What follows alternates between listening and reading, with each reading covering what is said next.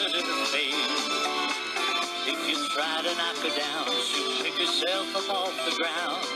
And that's the way it is with Fighting Jane. In 1979, Jane Burns shocked the political establishment and the citizens of Chicago by being elected mayor of the nation's third largest city. The odds were heavily against her. Not only did she break barriers by taking on Chicago's powerful Democratic machine, but she was doing it as a woman in a city run by men. Born Jane Margaret Burke, Byrne grew up in a non-political household on the far northwest side of the city with no desire to become part of politics. In fact, she aspired to become a doctor. She had never been interested in politics. She was a good citizen. She always voted. I mean, in terms of ever wanting to be in government or politics, that just wasn't something our family did. But her life changed paths when she met and married Bill Byrne, a Marine pilot. Tragically, on May 31st, 1959, he died in a plane crash weeks before his service was up. At the age of 26, Jane was widowed with an 18-month-old daughter. She was devastated and left without direction. But she found comfort in the words of presidential candidate John F. Kennedy. He spoke of a Cold War and how soldiers who died during it, like Jane's husband, were heroes too. It was like he was speaking to her.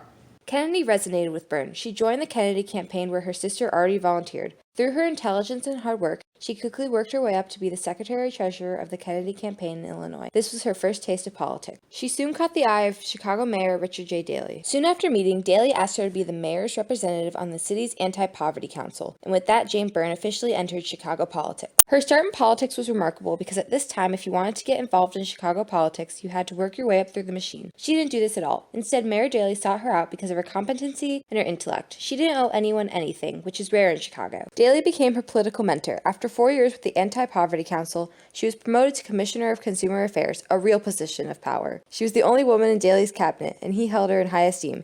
Yet it wasn't always easy as a woman surrounded by men. What do we do with her? Shall we open the door? Shall we stand back? But I think after you're there for a while and you're whacking out, violations and going to court and so on and so forth, then I think you get a little bit of jealousy coming along.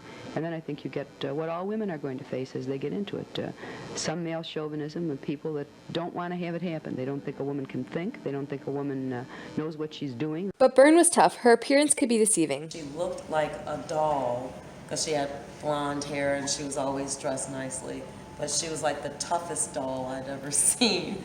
But her political career became uncertain after Daley died of a sudden heart attack. She continued on as commissioner, but she butted heads with new mayor Michael Blandak. She was colorful and outspoken, and he was bland and introverted. Byrne also didn't like how he governed. This came to a head when he supported questionable and corrupt taxi fare increases that had to go through her department. When she spoke out against his sketchy plans, she was fired.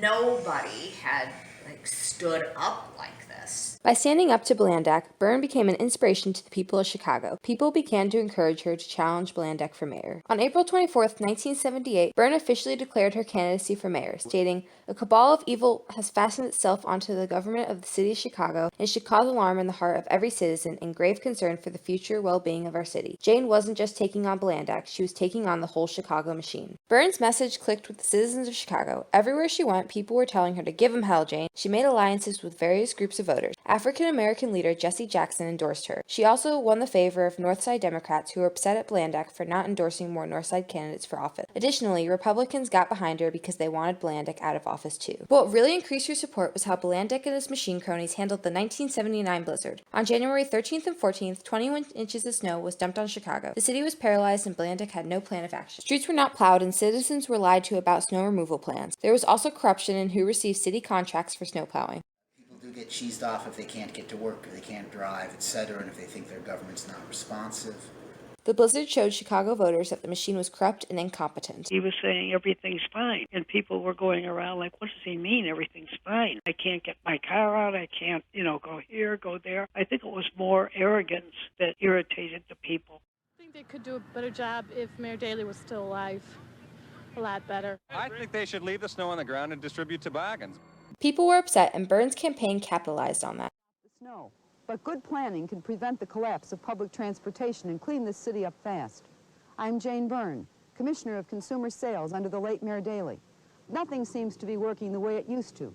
I think it's time to get Chicago working again for you. Vote for Jane Byrne in the Democratic primary. The blizzard had done Blandick in. On February 27th, she beat Blandick in the Democratic primary with 51% of the vote, essentially electing her mayor. Beating the Republican candidate Wallace Johnson was just a formality. She crushed Johnson with 82% of the vote in the March 3rd general election, becoming Chicago's first woman mayor. Symbolism is very powerful. You know, the idea that a tiny woman could beat the so-called machine, the guy who was supposed to be a shoo-in. While she was victorious throughout the campaign, she faced all kinds of sexism. Blandick told his staff to portray her as a shrill, charging, vindictive person. Additionally, Wallace Johnson, the Republican challenger, when asked what he thought about Jane Byrne, he smiled and replied, "I don't think she would make a very good mayor because she has her period every month." Sexism continued to be par for the course during her term. She was called all sorts of demeaning names. They would call her Calamity Jane and Attila the Hen and that skinny bitch and, you know, I'm sure worse things. Everything she did was scrutinized through the lens of her gender, especially what she wore. What she wore, or a change in hairstyle, or a change in lipstick, was front and center before whatever it was she said. Even her political decisions as mayor were also criticized in different ways than men. Any man running for mayor or in her position would not have faced any of the criticism that she faced. And I think even once she was elected, there was an overwhelming majority of men in politics. Even her having to meet with movers and shakers of Chicago involved sexism, such as when she had to have meetings at men's club. The mayor of Chicago, your limousine pulls up in front of the club, and the doorman says, "Oh, ma'am, ladies have to use the side door." Throughout the sexism, she made it clear that she wanted to be seen as a woman, and she was proud of that. I don't think a woman has to become masculine in order to prove her point. Despite the sexism, Byrne's term was a bumpy road of both successes and failures. Among her successes, she can count a new handgun ordinance, appointing the first African-American school superintendent, recognizing the LGBT community, expanding the L-stops, and supporting local food and neighborhood festivals. But she also had numerous issues while as mayor. What she had was one problem after the other. The first 3 months she was in office,